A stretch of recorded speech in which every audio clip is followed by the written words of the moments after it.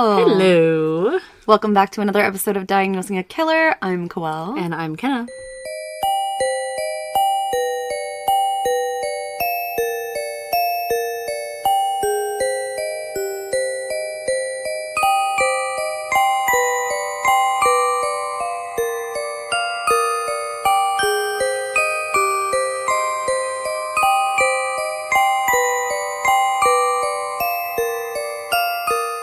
How's it going? It's going kind of great. Bro, Great.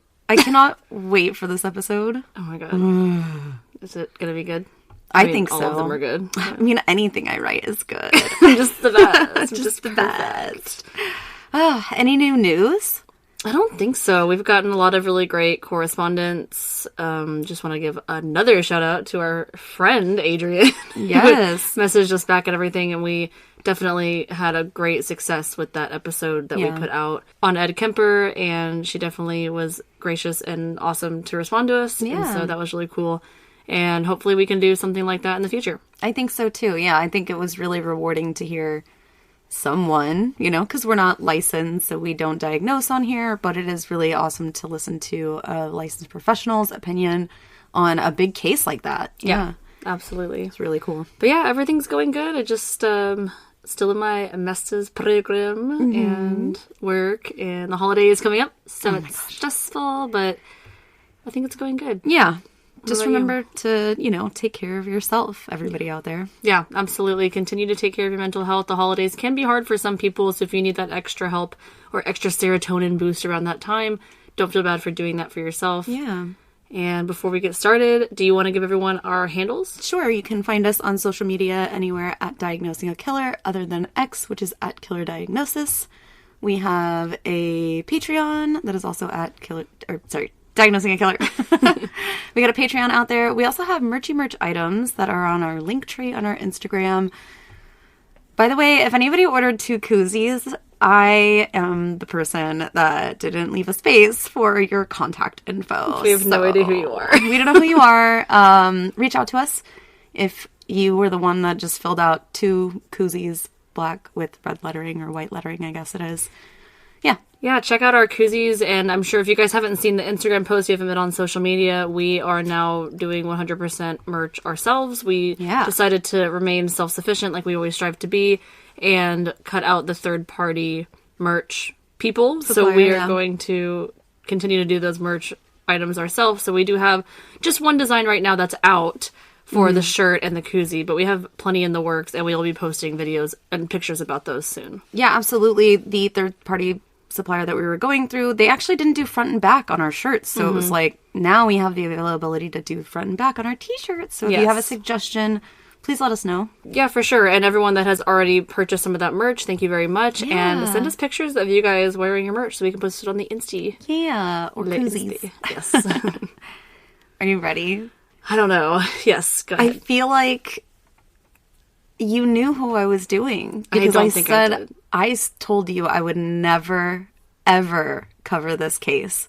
And I've actually told listeners I will never cover this case. I seriously don't think I know who you're doing. But I'm pretty sure it involves kids now that you're saying that. Right? But I still don't. I don't know. Today we are going to... Oh my god, I'm going to lose my shit. Hold on. Today we're going to talk about Chris Watts. Ew. What? I know. Remember we agreed a long time ago to never cover it. Just give it a chance. I'll give it a chance, but I'm telling you, he enjoys when people write about him. He's so narcissistic. He's like, yeah, they did an episode on me. Would it make you feel any better that because of a suit against... I guess we can talk about it at the end, but essentially he owes Shanann's family $6 million, which will absolutely ensure that he will never profit off of him, what he did. No, I get that. Yeah. And that's totally, that's obviously, it should be a thing, but... But you don't think that people that kill other people want people to talk about them? Well, I'm sure they do, but he's been, vocal about it. Especially I don't him, like because that. he's a fucking narcissist. Anyway, just go ahead. We're already here. We're already here. Just do it. Scrap the whole episode. Goodbye. Yeah, exactly. Bye. Love you, bye. Content warning. This episode contains descriptions of severe depression, stressors between family members, drugging, and familicide. If this episode is not for you, we encourage you to listen to another one of our episodes. Remember, your mental health comes first, and we love you. Love you. Bye. Christopher Lee Watts was born May 6, 1985, in a small community just north of Fayetteville, North Carolina, to his parents, Cindy and Ronnie Watts. He was the younger child of two with one older sister named Jamie. Chris was described as a quiet type person and didn't give the family much trouble growing up. So there wasn't a lot of really red flags. He seemed like a normal kid, and about the only thing that Chris really seemed to have an immense passion for at a young age was race cars.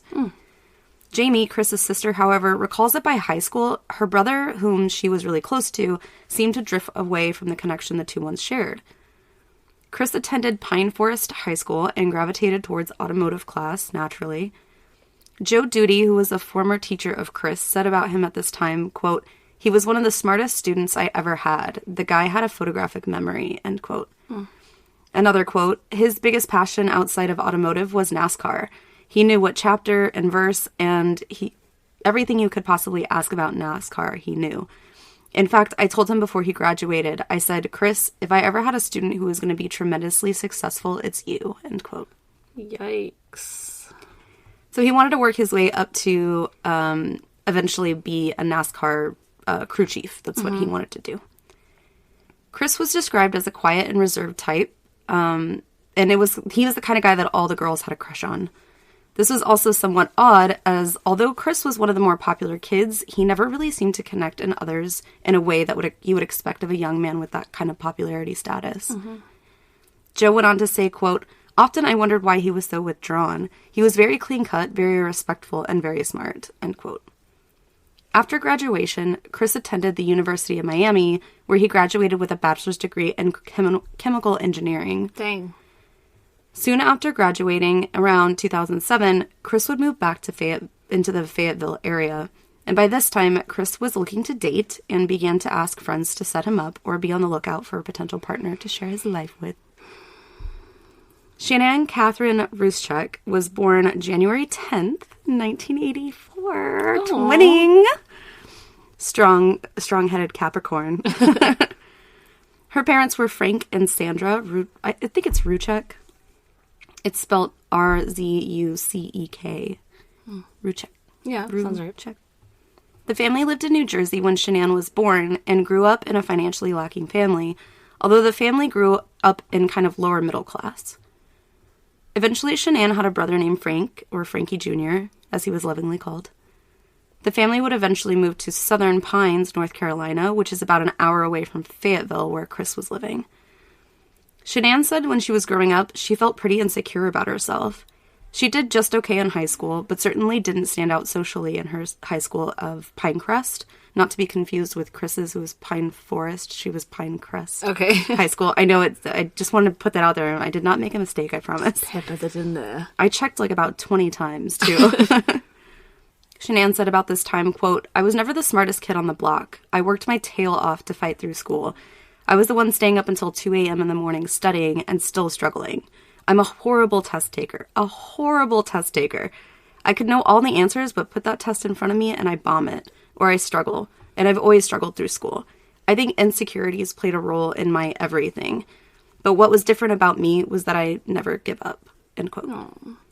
Well, we see it a lot, and maybe, I don't want to say we see it a lot, but I've heard stories a lot where it has been personally admitted that people tend to gravitate towards narcissists if they have a lot of insecurities. Yeah. Because they don't have to make the decisions for themselves. They don't have to speak up if they don't want to, things like that. And it's just easier to just go along with this domineering personality. That is so interesting that you said that because I'm just always on top of it with these things. After graduating high school, Shanann would meet a man by the name of Leonard King. The two would quickly marry, and I mean very quickly. This would have been around 2002, 2003, according to Leonard, and this would have made Shanann either still in high school when they met or shortly after she left high school. Yikes. Yeah. Oh, actually, Leonard met Shanann while she was in high school, and he said that although reserved, she seemed to get along with most anyone. The two were married for several years, but ultimately, after trying a few counseling sessions at Leonard's request, The two separated in 2007 or 2008. Okay. He said that oftentimes when in these counseling sessions, Shanann seemed to shut down or cut herself off the conversation if it became too much. That's that insecurity. Mm-hmm. Eventually, the couple were sleeping in separate rooms, and Shanann said about the marriage that she often felt depressed and wanted more from life. She said about this time, quote, "I was in a place for a long time where I felt very insecure. I was married, and I got a divorce, and it took a lot from me. It took my confidence. It literally took everything," end quote. That's so sad. The two never had any children, which may be due to Shanann being told at a certain point that she actually couldn't conceive children. Really? After the divorce, Shanann said that she struggled to pick herself back up again. She said, quote, "I remember coming out feeling the weakest I've ever felt in my life. Like I was no good, like I wasn't enough. My insecurities got deeper, stronger, and I felt like I was not worthy of anything," end quote. It's a horrible feeling. Yeah, absolutely.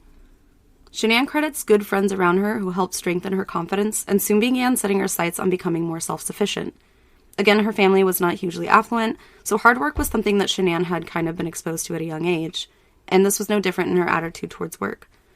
She dedicated herself to exploring who she was as a person and remained single for several years in an effort to focus on what was important to her and her growing into an empowered young woman.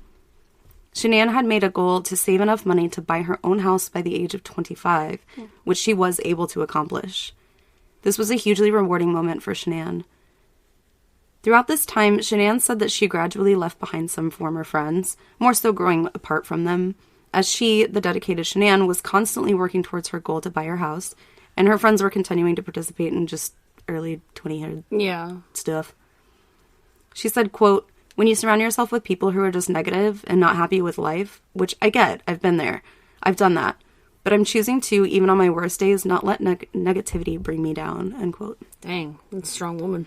I watched all of her videos. Most all of her videos. Shanann around this time began experiencing some medical symptoms. She seemed tired all the time, and she was experiencing hair loss at an alarming rate.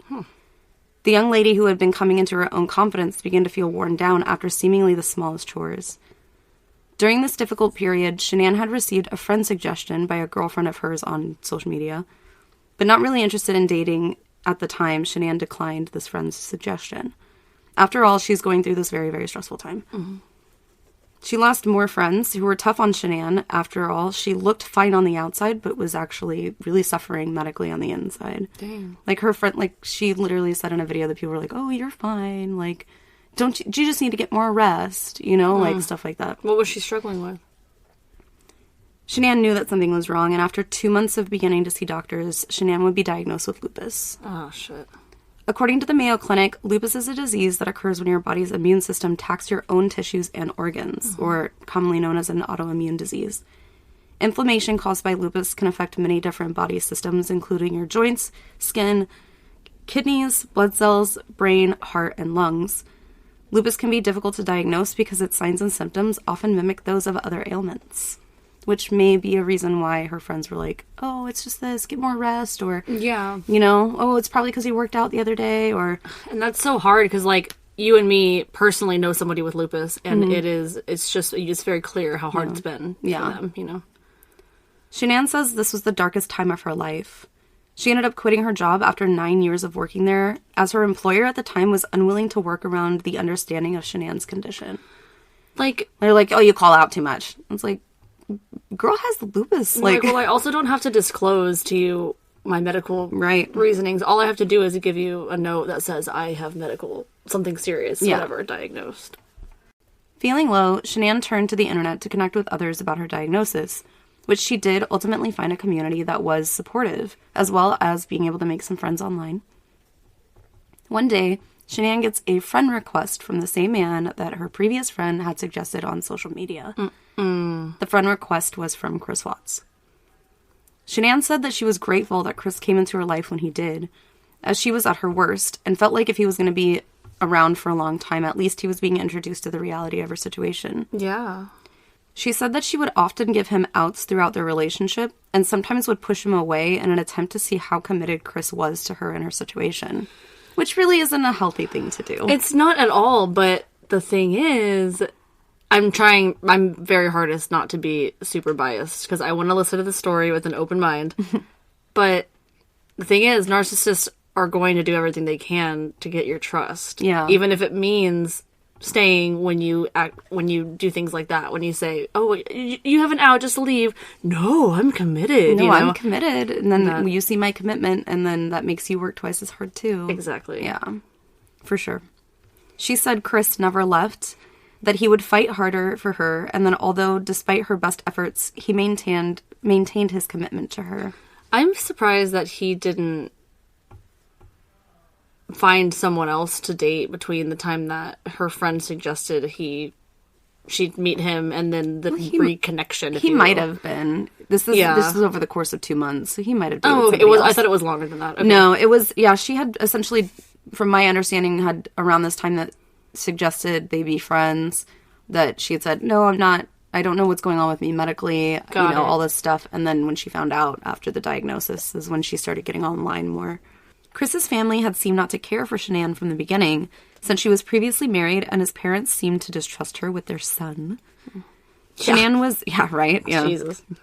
Shanann was accused by Chris's parents of being controlling and bossy towards Chris, and overall, the feeling shared between Shanann and Chris's parents was full of tension. Can you say projection? Straight up. Cindy Watts said in an NBC interview, quote, "She said a lot of things about Chris in front of me that I didn't like. Like, this isn't the kind of person I would date, or he doesn't know how to do this, he doesn't know how to do that. It was just on and on and on, and I just had a bad feeling," end quote.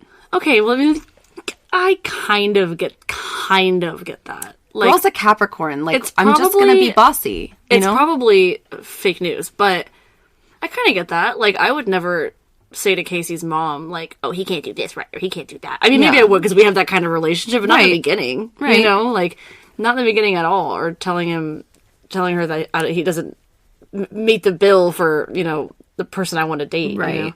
I don't know if this is necessarily right at the beginning, but that's what Cindy said in retrospect. I would maybe make comments like, "Oh, he doesn't do this or doesn't do that," but I would never say he doesn't know how to do this. He's not the kind of person that I would date. What kind of son did you raise? Yeah, he can't do this, can't do that.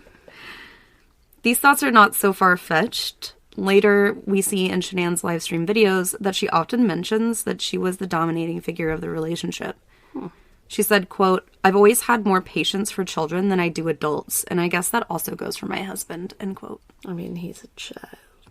He is a child. He threw a big old tantrum. Yeah. Although many people who love Shanann would say that although she was the bossy type, her intention always came from a place of motivation and encouragement. Yeah, it sounds like you. Right? Just do better. Just do better. I would have to yell at you. Shanann's my spirit person, I feel. It was like so lovely listening to her videos. It was like, It sounded like talking to a friend. It was so sweet. So yeah, she simply just wanted the best for the people around her. Despite the tension between Shanann and Chris's family, the couple would seem great together, and all was pretty much blissful and quiet for 2 straight years, and the couple would be married in a beautiful wedding in 2012. Frank Ruchek said in his speech that the two of them looked happy together and that he couldn't have picked a better man for his daughter, to which Frankie Jr. also agreed in his speech. Okay. Neither Chris's parents nor his sister would show up to the wedding. I know. Scandaloso. Escandaloso. Why? I mean, like, come on. That's fucked up. You're not gonna... It's not like he was previously married. You know here's the thing. As long as someone's partner is not abusive, why are you trying so hard to, like, not accept... Like, do you think it was, like, a mommy, like... It's a baby boy syndrome. He's the only man for me, and now this woman is taking him away from me. Like, man, he's 40. You know that like, a lot of my previous relationships were like that, where the mom didn't like me. And it's like, okay, I understand that I might be a difficult person and maybe a standoffish person, but I certainly don't feel... This is another thing I'm going to raise right now, okay? The finger in the air. Threw my finger in the air. Did you know? No, I've told Cliff this. I said, I in the past have been accused of being aggressive or bossy or not controlling maybe, but those negative things, right? I feel like I am a woman that chooses to speak when I fucking want to. Yeah. As every person should be able to do. That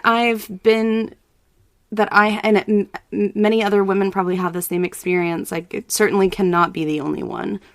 But that just feeling like I shouldn't speak up, even in a way that I deem like I want to, is inappropriate for a woman.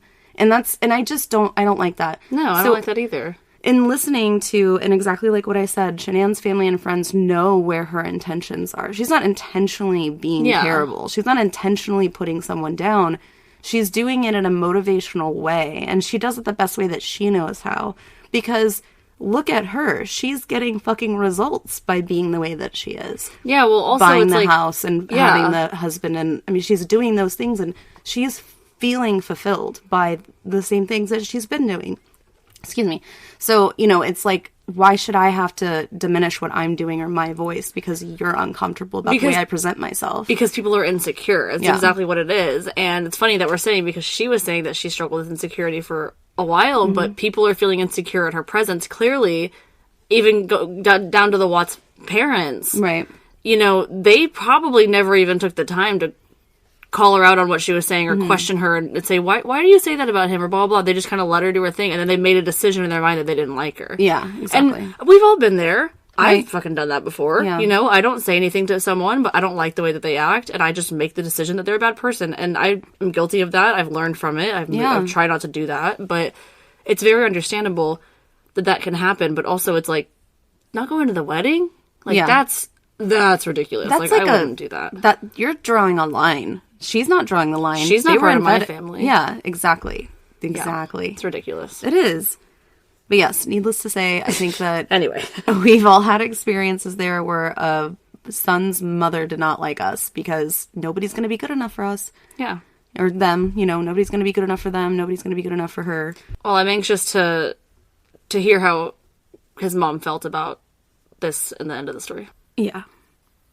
Chris would experience a profound sense of loss after the wedding and went through a very deep depression after they got married. Sense of loss from his parents? Yes, okay. Because his parents and sister did not attend and seemingly wanted nothing to do with their relationship. And do you think that they told him that at all before they got married? I'm sure they might have told him that, but that he wasn't that they weren't showing up. No, that they didn't approve. Oh yeah, I mean they had always kind of had a bit of tension, but it was almost like them not coming to the wedding was like, oh, we don't really give a shit about what you're doing in your life. Yeah. And like how I can imagine a conversation, Shanann being with Chris and being like, well, clearly your parents didn't even give a shit to like fucking show up to the wedding. Yeah. So, it just creates more tension. Yeah. Sorry, I would. Just creates more. And then for him to feel like, and again, you told me you were going to give me the benefit of the doubt in this episode. I'm trying. For him to feel stuck in the middle of that. To be like, I want a connection with my family, and I want them to be able to love my wife the way that I love my wife. No, that's hard for sure. During this depression, Chris began to not take care of himself like he had been at the beginning of Shanann and his relationship. He actually began to gain a lot of weight due to a lack of a healthy lifestyle. I sneezed, sorry. You sneezed? I sneezed very quietly, and my whole chair shook. At his highest weight, he actually weighed about 250, which would be considered obese at his height of 5'11". Yeah, I was going to say, how tall is he? Dang. Deeply.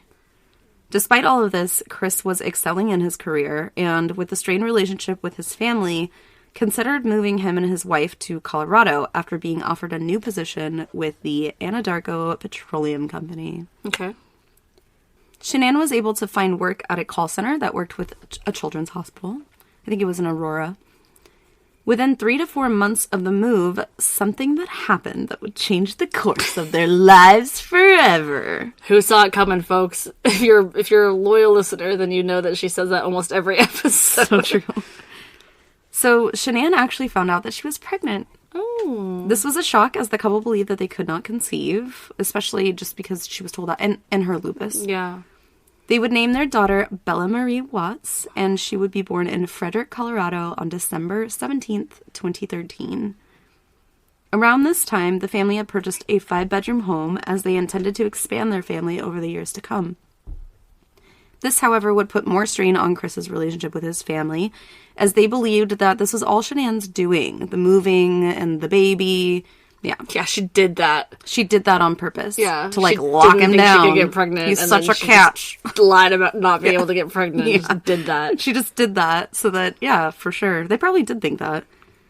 So, of course, yeah, furthermore, they have a baby, and so in their minds, they're never getting their son back. They're like, oh, he just was stolen to Colorado. How dare him have a family of his own. And a successful career. Of course, Shanann missed her family and friends, too. But Shanann had this to say about the decision. Quote, Colorado makes me feel like it's drama-free. It's a drama-free life. Colorado is just amazing. Absolutely amazing. But that's how I feel. I feel at peace here in Colorado. And everyone wonders why we moved to Colorado, because I do. I feel at peace here. I don't know how to explain it, and I don't know how to describe it, end quote. I always feel at peace in Colorado. It's really nice. I like Colorado. I'm excited to go to Denver. Thinking of Colorado. I cannot wait to go to Denver. Everyone come see us in Denver next July. It's the next podcast festival. It's the 12th through the 14th. And it's also Kenna's birthday that weekend. Woo! So we're going to be in Denver at the True Crime Paranormal Podcast Festival. Gosh. 2.0. 2.0. I was thinking about it today. Can you believe it's been 3 months since we went? No. That's fucking wild. That is bizarre. July in Denver is going to be really pretty. It's beautiful. It's fucking hot, though. Mm-hmm. Back to the story. The couple would continue to work and live their Colorado dream, and by 2015, the couple would be expecting their second daughter, Celeste Catherine Watts. Shanann's dedication to her children would take precedence over everything, again, as she thought that she could not have children, and before Cece was born, Shanann was making steps to become a stay-at-home mom. Compounding this, the family found that Bella had food sensitivities and allergies. So I can imagine that a parent wanting to be around their kids all the time, also to ensure what they eat isn't going to harm them. Mm-hmm. I think there was several things, but definitely one of the main ones was peanuts. That's scary. Yeah, peanut allergies are no fucking joke. No peanut fucking allergies joke. And, like, bee allergies. Those are, like, awful. They're not just, like, a little cough. I have a friend that's, like, deathly allergic to tree nuts, and every time he talks shit, I'm like, oh, you took a lot of shit for a guy that could be killed by a fucking pecan. Eat one of these fucking cookies. a walnut. Yeah. A pine nut. Say, what is his name? Stop naming... Harlan Pepper, you stop naming nuts. I don't know what that's from. Best in Show. I don't know what that is. Oh my god. I'm just kidding. I know what that is. Okay. I don't know what it's from. I was like, best Christopher Guest movie ever. Fight me. So Shanann would ultimately quit her job, and although this was likely not okay with Chris, he certainly didn't voice any objections about the change of household income. Of course not. Shanann would come to a full understanding of the financial situation the family was facing when the Watts were forced to file for bankruptcy in 2015, June of 2015. Okay. From biography.com, quote, with a combined income of $90,000 in 2014, in addition to credit card debt, student loans, and medical bills, the couple filed for bankruptcy in June 2015, stating that their $3,000 mortgage and $600 car payments took up most of their $4,900 in monthly expenses. Additionally, their homeowners association sued them for unpaid HOA fees, end quote. So clearly this wasn't working out here. Yeah. Additionally, it was reported that the couple still owed about $70,000 on the home loan. Just 1 month later, they would welcome their second child, Cece, or Celeste. The family tried to put their financial woes behind them, and Shanann, the woman, of course, who wants it all, because she's just like me, she wants it all. She began working at home through a multi-level marketing company, specifically working with a product called Thrive from a company called Level. This Thrive is kind of like a supplement and vitamin protein mix or something like that. Through this opportunity, Shanann found a great group of people who were like-minded in their pursuit of becoming self-sufficient. Mm-hmm.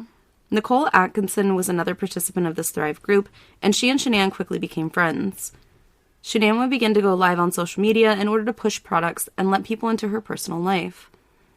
She would often tell stories of how she and Chris met, their struggles, and their successes.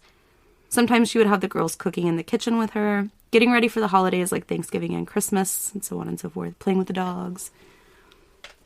She would also document her and eventually Chris's health journey. Chris began to work out, eat better, and would ultimately lose 75 pounds, weighing in at, I think, 175-ish. On one occasion, Shanann expressed in a video, quote, "My husband, who was very shy and bashful, he's an introvert.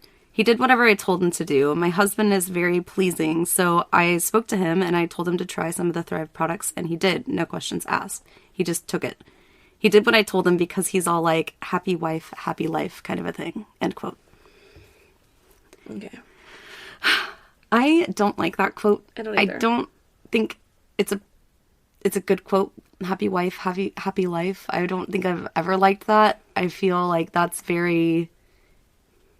I don't know. Like, I feel like they're in a relationship, there should be a partnership. And I get what she's saying. She's saying, like, he's that way, but he enjoys it, is what she's saying. Even though he probably might not. Yeah. But Chris is introverted. He doesn't speak up for himself. He doesn't have balls. And I think maybe that's kind of what it is like, maybe Cindy Watts is that way, like, very domineering over Chris. Yeah. And that's why Chris found that lightness in Shanann. But it's probably why Cindy and Shanann don't get along, because they're the same fucking person. Yeah. You know? Not the same person, but... Yeah, they have similar strong-headedness. They certainly do. Oh my gosh, that's crazy. Total foreshadowing for a little bit from now. Even things with Chris's family seemed to start getting better. After the birth of Cece, the Watts family began to make efforts in reconnecting in order to be a part of Bella and Cece's life. In June of 2018, Shanann would have revealed to Chris that she was pregnant with their third child. Perhaps this was surprising to him, as the couple had not been getting along at this time. Doesn't mean that they weren't having sex, but still. Shanann had been expressing to her friends that she was feeling some distance from Chris. She told Nicole Atkinson that the only other time that she had experienced this feeling was right after they had been married, when Chris went through his deep depression. Determined to keep their marriage afloat, Shanann made the decision to communicate to Chris that she was there to support him in anything that he needed. Maybe he can come out of this again with some extra love and recognition. Mm-hmm. It's no secret that we value your mental health, so we are thrilled to announce that we are sponsored by BetterHelp to support you. BetterHelp is the world's largest therapy service, and it's 100% online. With BetterHelp, you can access a network of over 30,000 licensed therapists with a wide range of specialties and be linked with the perfect match. Whether it's via text, chat, or video call, you can talk to your therapist when it works for you. When it comes to your mental health, BetterHelp is a convenient and affordable option for therapy. Get 10% off of your first month at betterhelp.com/DAKpod.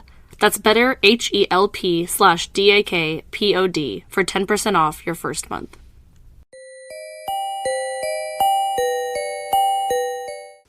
That June, Father's Day came around, and Shanann posted a very personal Happy Father's Day post for Chris, ensuring that he would see that she was trying to be a good and loyal wife during this tough time for Chris.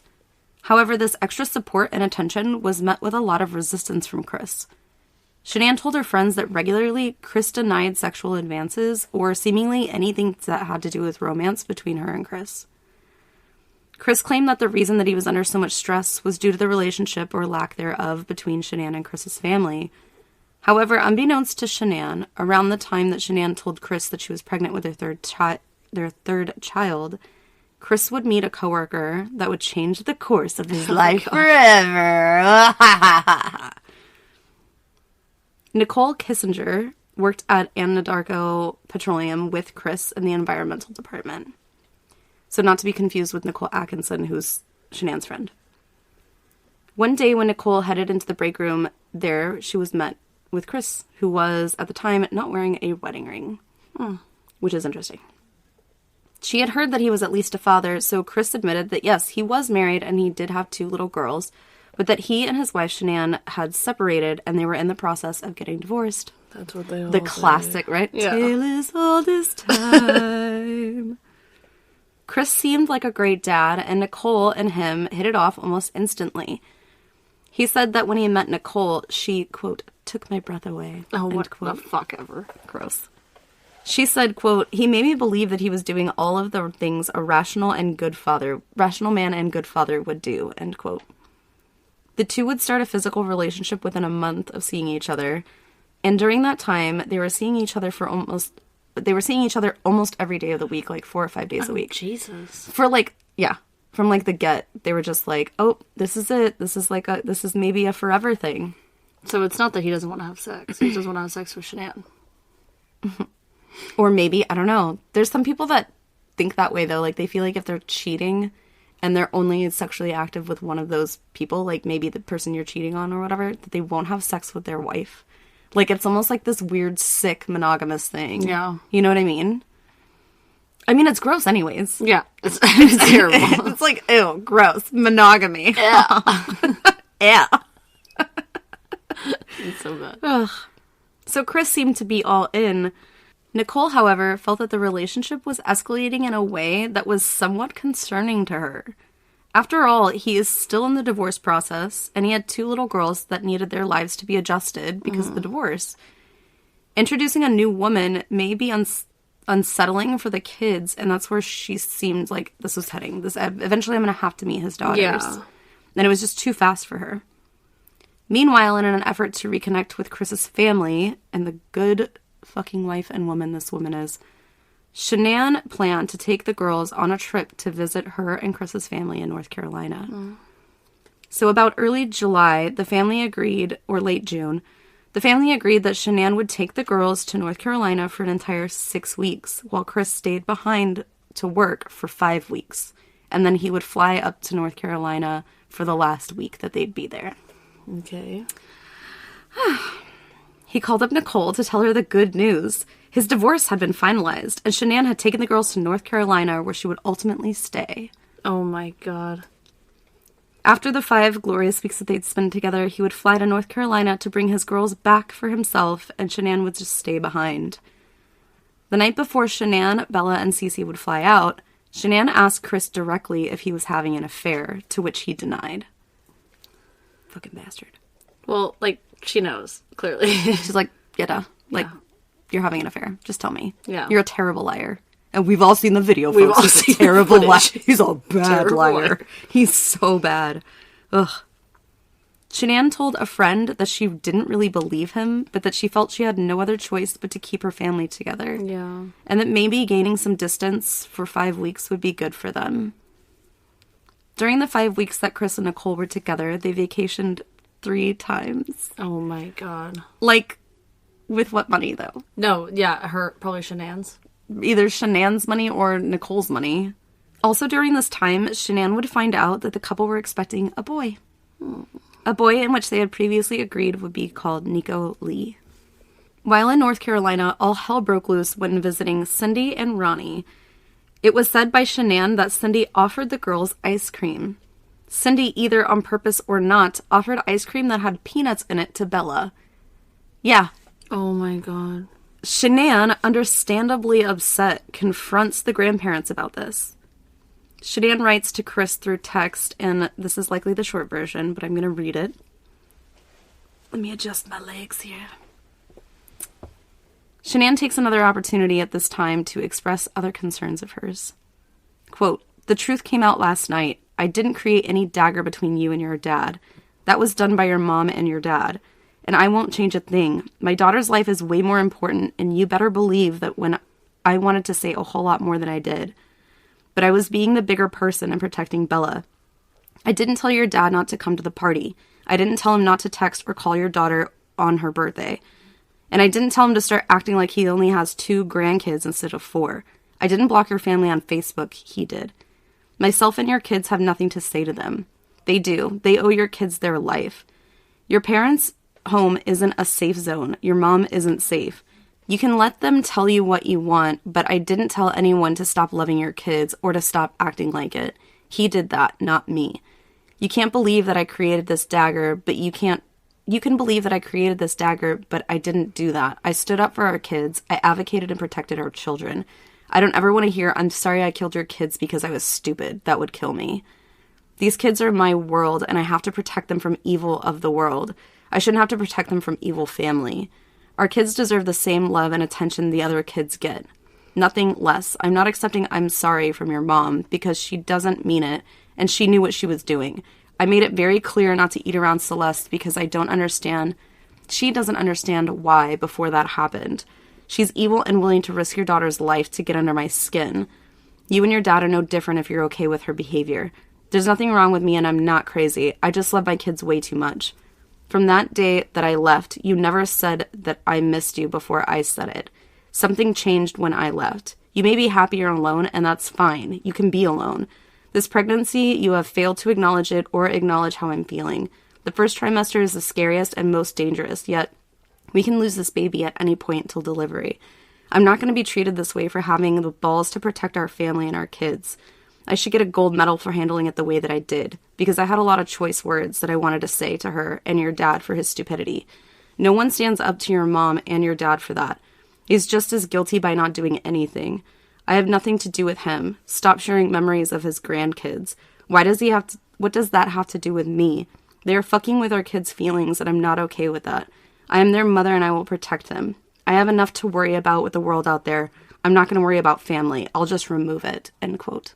Damn. She was not happy. Yeah. I wouldn't be either. No, I wouldn't be either. Like, it's not a fucking secret that my daughter has a peanut allergy. Right. Or any allergies. Yeah, exactly. She said it multiple times on the YouTube videos when they're cooking together and stuff. She's like, well, we're making these because Bella needs these specific ones because she can't have certain things.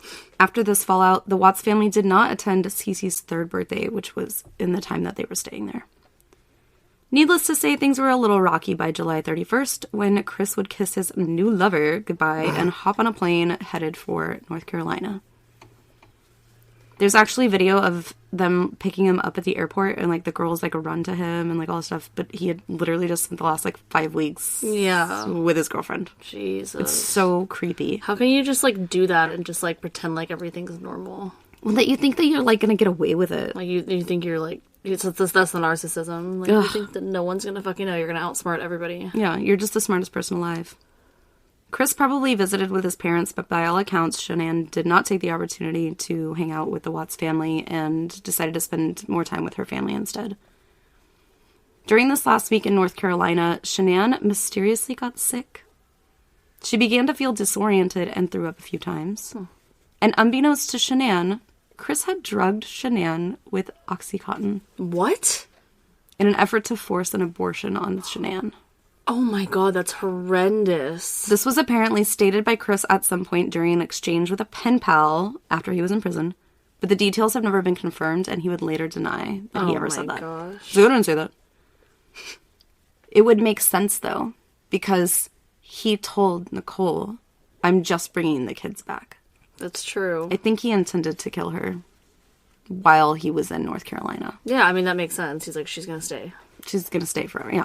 She's staying in North Carolina. Oh. Either way, the family was to return home after the week of being together in North Carolina. And furthermore, Shanann had planned on being out of town for business the next weekend, which was the 9th through the 12th. I think they got back on, like, the 7th or something. Of July? Of August. Oh. So, yeah, they left for North Carolina. I want to say, like I said, that last week of June or the first week of July. And then they were there for 6 weeks. So that was essentially all of July. And then, yeah. So I think they got back, like I said, on the 7th. And then, which was, see, the 9th, I think, was a Thursday. So they would have been back on, like, Monday or Tuesday. And then Thursday, she would go out of town. Sorry.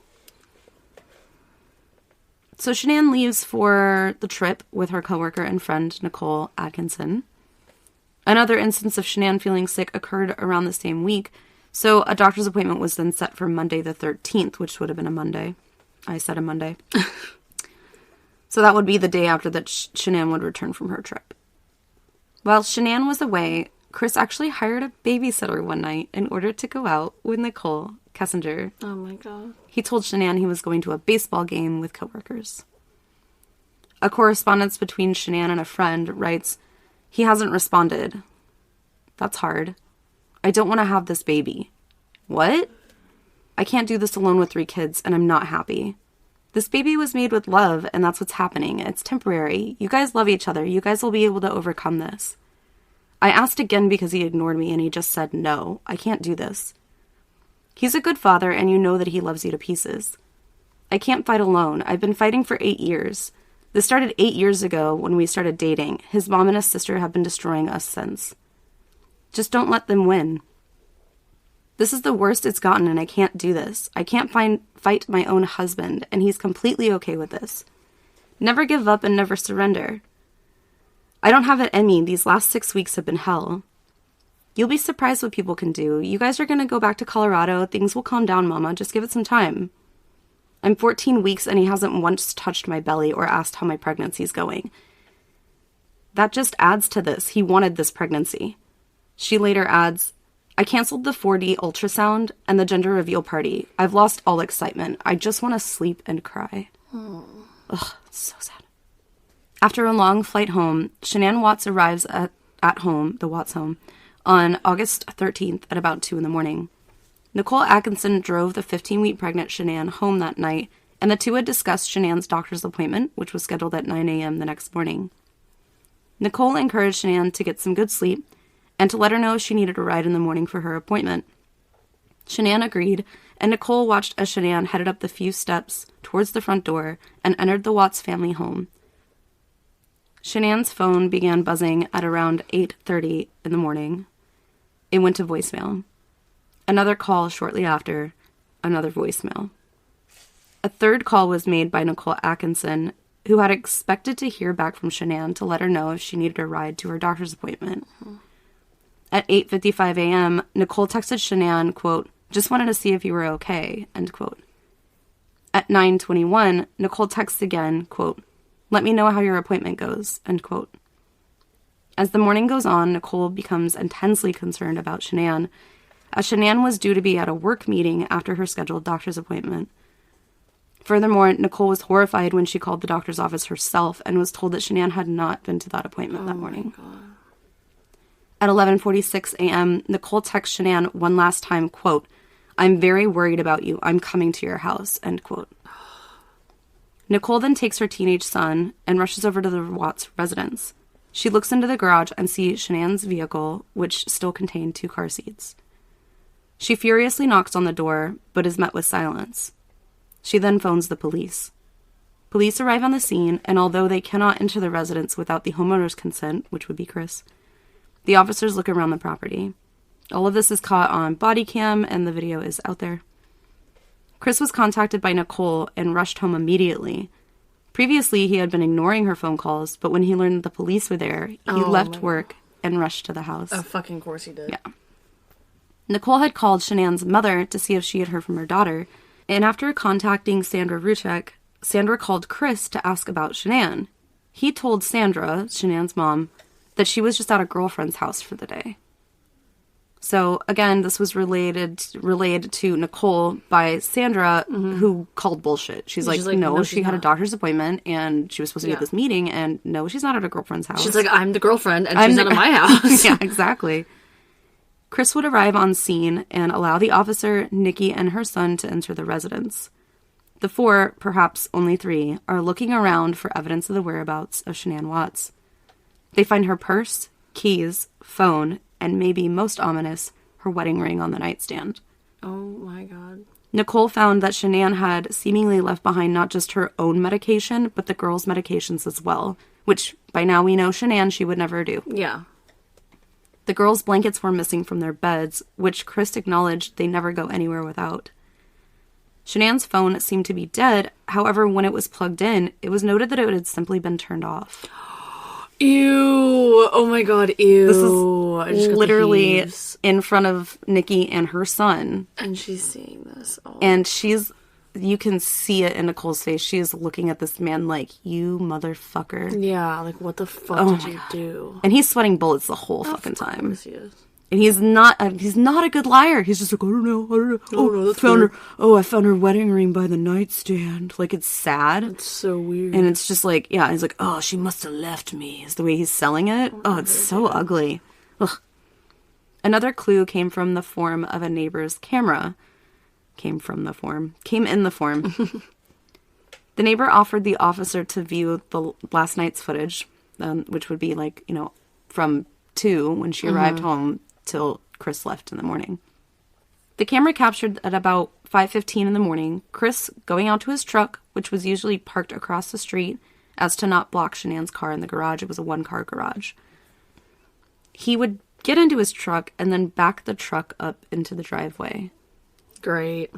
Chris stated that he simply needed to load some tools into the truck for his day of work. Chris can then be seen leaving the driveway. After the 3 of them, I think it's like the officer, the neighbor, and Chris all watched the footage together. And again, he's sweating bullets and like, oh, I had to load some, like a screwdriver, or something, trying to explain it away. Yeah. So then Chris decided to, he leaves the neighbor's house so that the officer could talk to the neighbor. The neighbor noted that Chris was not acting like himself at all, because the usually calm and quiet man was very fidgety and talkative. I remember this interview. And it's so true. Like, Chris leaves, and the guy's like, bro, he's no. like, it's that guy. No. Immediately, he's like, something. Did you fucking see that? He's yeah. like, no. He said he's not acting like himself at all. I mean, he's like beat red. Imagine, being that neighbor and standing there and listening to Chris explain this and knowing he's something. Lying. He's fucking lying. He knows something. He's being probably liar. Terrified for your life. Thankfully, the police officer's there. Right. By this time, more officers began to arrive on scene to help search for Shanann, Bella, and Cece. The neighborhood was canvassed, and no one reported any suspicious vehicles or persons in the area between the time that Chris left for work and the time that the police showed up. Yeah, because he's the perpetrator. Because he's not suspicious. He lives there. Yeah. The first day of searching was unsuccessful, and now the parents of Shanann and Chris were on flights headed to Colorado to aid of the search of Shanann. Awful. And the kids. A bolo was put out for Shanann and the girls, and by the next day, Chris was approached to do a TV interview for local news in order to spread the word about his missing family. And let me guess, he passed with flying colors, and he looked great. An interview? Yeah. Oh, have you seen the interview? Yes. Oh my lord. His pleas were met with speculation, as the man who was missing not only his wife, but 2 daughters, could be seen with his arms crossed, legs spread in a prepared stance, and swaying from left to right as he spoke. He's like, I don't know, I don't know. If you guys are listening, just come home. Chris, direct quote. Well, almost. Chris can be quoted by saying, quote, Shanann, Bella, Celeste, if you're out there, just come back. Like, if somebody has her, just please bring her back. I need to see everybody. I need to see everybody again. This house is not complete without anybody here. Please bring them back. End quote. Fucking... Koelle Kessinger would not find out that Chris was still married until the news report broke. Yep. Oh, sounds like Amber Fry. Yeah, it does. Ugh. In the news interview, Chris admitted that the two had a, quote, emotional argument before he headed off to work that morning. Oh. Well, we didn't have a fight. It was an emotional argument. Yeah. We just disagreed on some things. It was an emotional discussion. Emotional. Yeah, it was just really emotional for me. By the next day, the FBI had gotten involved in the search. Yeah. They requested that Chris come in to be interviewed again regarding the disappearance of his family. Upon hearing that his son was being interviewed by the FBI, Ronnie Watts headed to the station to support his son. Ronnie was asked some questions by detectives regarding the relationship his son shared with Shanann. And of course, Ronnie would say that Shanann was a difficult woman and that the family did have its troubles, but doubted that his son was capable of hurting anyone, especially his own family. After all, he literally did everything for Shanann. Yeah. Chris would eventually agree to a lie detector test in which he failed. Sorry, that's not... But it's not funny. But that's the narcissism again. Yeah. He's like, oh, I can beat this. It's just a fucking stupid machine. It's just a machine. Dumb machine. It's a dumb machine. Confronted with this evidence, detectives put a little bit more heat on Chris. He further admitted that he had confessed to Shanann that night that he was having an affair with a coworker, but that, he said, although the argument was explosive, he did leave the conversation to head to work. Chris would still not tell detectives where Shanann, Bella, and Celeste were after all of this. Yeah. Even after the polygraph, all this stuff. Of course not. Running out of options, detectives decided to try a new tactic by inviting Ronnie Watts into the room with Chris and leaving the two alone to talk, just father and son. When asked multiple times to just come clean by his father, Chris came out and said, quote, she smothered them, end quote. I can't fucking stand that. Did you not know that? That he tried to I did know that. Okay. It's just every time I hear it, it pisses me off even more. Sorry. Ronnie asked, she smothered them, so she killed them, end quote. Chris said, quote, they were both blue. I just freaked out and did the same thing to her, end quote. What the fuck ever, dude? Beside himself, Ronnie could only utter, good God Almighty, son, as he reached out for his hand across the interview table. Now that police knew that Chris likely had the information of the whereabouts of Shanann, Bella, and Celeste, that was their next priority, which was to find them. Chris told investigators the location of where the bodies of Shanann, Bella, and Celeste could be found. He said that they could be located at a work site on the company property. Ew. Chris would be charged with 3 counts of first-degree murder. It would not be until Chris was convicted of all 3 murders of Shanann, Bella, and Celeste, 2 counts of murder of a child under 12, unlawful termination of a pregnancy, and 3 counts of tampering with deceased bodies, did he confess to what actually happened the morning of August 13th, 2018. When Chris got up that morning to head to work, he told Shanann that he was having an affair with Nicole Kessinger, and that he had planned on filing for divorce. Shanann then threatened Chris with taking the children away from him. He then strangled Shanann while she was sitting up in bed. He began to wrap Shanann's body when 4-year-old Bella came into the master bedroom and asked, "What's wrong with Mommy?" He then loaded Shanann's body into the bed of his truck. He took the girls and wrapped them in their blankets, packing them into the truck together. He said that the girls fell asleep on the way to the work site. This is where Chris dug a shallow grave for Shanann and his unborn son, Nico. Chris then returned to the truck, where he then took the life of 3-year-old Celeste in front of 4-year-old Bella. He took Celeste's lifeless body and placed it into a massive crude oil tank that sat at the site, just yards away from her mother, Shanann. When Chris went back to the truck for 4-year-old Bella, she asked her father, "Is the same thing going to happen to me as Cece?" Chris smothered Bella and placed her, too, in a separate oil tank than her sister. Chris pleaded guilty to all counts, and Chris was sentenced to 3 consecutive life sentences without the possibility of parole plus 84 years. Like, the dude's going to die in prison. Thank God. Shanann, Bella, and Celeste are buried at Sacred Heart Catholic Church in Pinehurst, North Carolina. So they're buried at home, not in Colorado. Their graves are never without fresh flowers, teddy bears, and letters to them from their family from people all over the country who give their condolences to the 4 wonderful lives lost to a man who was honestly too chicken shit to do the right thing. Yeah, absolutely. And I mean, that's like one of the things that makes me just want to like, I mean, I don't even know what I would do if I ever like saw that guy, but how do you listen to your daughter ask you if you're about to kill her and then you do it? Yeah. Like, what happened to Mommy? Like, what are you going to do to me?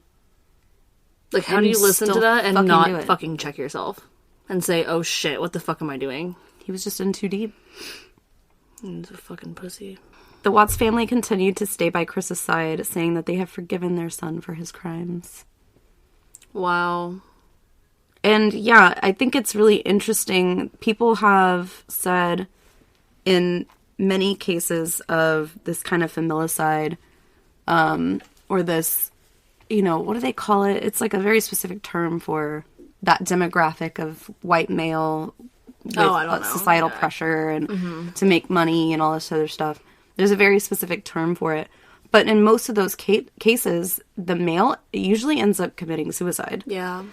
Like in the case of Chris Benoit, he killed his wife and his son and then ultimately himself. Yeah. And you see that a lot in those types of cases with men that are affluent or have money struggles, white males between a certain age demographic. And yeah, it's just really interesting that he would choose not to, unless that was his plan and then he just didn't. I don't think he would have gone to work if that was his plan. I think that he thought that he was going to get away with it because he was going to make it look like he was going to have the text messages as proof and make it look like Shanann left him and took the kids. She left her wedding ring, and he was going to try to live happily ever after with Nicole. It's true. Until the same shit probably happened eventually. Yeah. You know, I don't know. I've been trying very hard this episode to be, again, open-minded. I think that narcissistic personality disorder kind of meets the mark here, but antisocial, I don't know, with, like, how quiet he was and how kind of, like, he, like, domineering, if you will, that Shanann was in the relationship and how the neighbors even noted that he was, like, not interested in. I guess that's not really antisocial, though. Antisocial is just no care at all for anybody's feelings. But definitely some kind of a personality disorder. It's almost like, you know, people that... It's like this SNAP decision, almost, is what it sounds like. Yeah. You know, like, and we can say it was because of financial pressure. We can say it's because of the affair. What it really was is I think he just got fed up. I think so, I think that he was like, you know, if there's this much discourse in our relationship, why isn't she leaving? Why isn't she leaving What am me? I going to do? What else can I do to get her to leave? Oh, I'll admit to the affair, then she'll pack her shit and go. But she probably, in my opinion, probably said, that's fine. I figured that's what was going on. I will work on it with you. And to me, I feel like that was more triggering to him than her exploding and wanting to leave. I was going to say, even though he said that she threatened to leave when he admitted the affair. Because according to him, she blew up on him and said that she was going to take the kids. She was going to take the kids. Yeah. That's just according to him. We don't know. Yeah. You know what I mean? I don't know. That's it was crazy. Like every time he would pull away. It's so funny because that's literally the beginning of their relationship. She tried to pull away and he kept chasing her. Well, the moment that she turned around and said, okay, I'll give you this. I want to give you this dream life. He started pulling back. That's classic narcissism, though. I feel like it's like, I want to win you over, and when it's convenient for me, so that I have, you know, whatever I need in the moment, and then I'm not going to love you anymore. I never did. You know what I mean? Like, it's... For sure. It's just so awful about the kids, though. Like, that breaks my heart every time I hear that story. Absolutely. You look at those little girls, too, and Bella looks so much like Chris, and Cece looks so much like Shanann. It was like the two little thems. Gosh, and they're just sweet kids. And like I said, I would recommend to anybody to watch her YouTube videos. I think there was a YouTube channel called Shining Light, and that's mostly where I watched Shanann's videos, and... It was like I said, it was like listening to a girlfriend or something, like on the phone or doing their own live stream. I would put my wireless headset on and I'd walk around the house and I'd be doing chores while listening to Shanann talk about chores. Yeah. You know, or cooking, and with the kids in the background. And it was surreal. It was surreal to watch and to really, it's almost like unbeknownst to her, she was documenting her life before it was taken. Yeah. And this, I don't say it very often, but this is a case that's going to stick with me for a really long time. I mean, it's stuck with me since I heard about it the first time, you know? Yeah. And every time I hear about it, I'm like, oh, gosh. And I mean, I can hear her voice, you know, and just that image of her sitting on the back porch in Colorado, and there's neighbors doing some yard work or something, and there's some dogs barking, and there's birds tweeting, and it's more than just, and this is why I want to tackle this, it's more than just Chris Watts and what Chris Watts that's true believes and feels and acts. It has everything to do with Shanann, and you know, and again, we talk about this as a mental health podcast, and usually we talk about the mental health of the perpetrator. But a lot of it was us talking about Shanann's mental health, too. Yeah, for sure. And, yeah, absolutely. She was deserving of being recognized, so. Yeah, like I said at the beginning of the episode, I'm like, oh, you know, he likes when people do stories on him, blah, blah, blah. I know that's still to be true, but it's an important short story to share because of the people that lost their lives, you know? Yeah, for sure. Well, thanks for bringing that. Yeah, that was... I thought I'd say that. Not the episode of Chris Watts. That was the episode of Shanann and Bella and Celeste Watts. Yeah, absolutely. Thank you guys for joining us. Check us out in the next couple of weeks. We're going to have, in December, a Patreon episode and mental breakdown, or Patreon episode and regular episode come back to back again, like it was. Oh my gosh, this year or this month. So you're gonna get some content, and then starting up in the new year again, we're gonna go back to our regular schedule of a mental breakdown Monday and then a true crime Thursday case as well. So you're getting a lot more content come the new year. Yes. All right, you have anything else? Just put your orders in, folks, for those shirts and those koozies. And one last thing, we did get our Spotify for Podcasters wrapped, and we just want to say thank you guys so much for all of the continued support and continued downloads. We saw a huge increase in a lot of our downloads and listens and streams and even followers. And we have our top 5 countries. Do you want to hear them?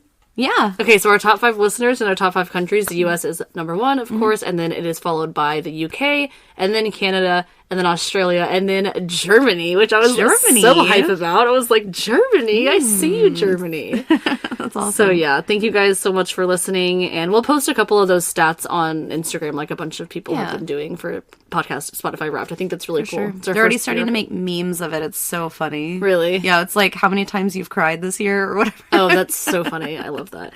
All right, well, we will see you guys next time, and we'll talk to you later. Yeah. Love you. Bye.